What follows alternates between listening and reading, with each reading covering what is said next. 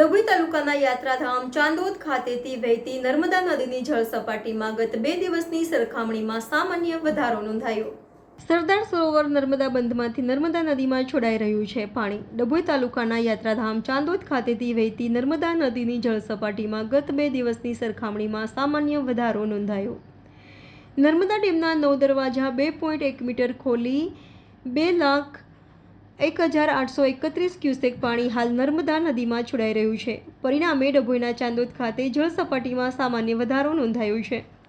યાત્રાધામ ચાંદોદના પ્રસિદ્ધ મલ્હારરાવ ઘાટના 58 પગથિયા પાણીમાં છે ગરકાવ, જ્યારે 50 પગથિયા હજુ પણ પાણીની બહાર હોય। ચાંદોદ ખાતે પાણીએ ભયજનક સપાટી વટાવી નથી।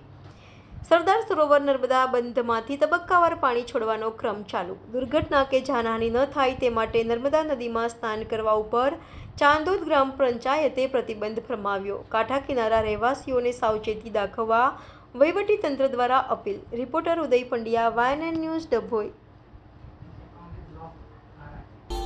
Subscribe now and press the bell icon.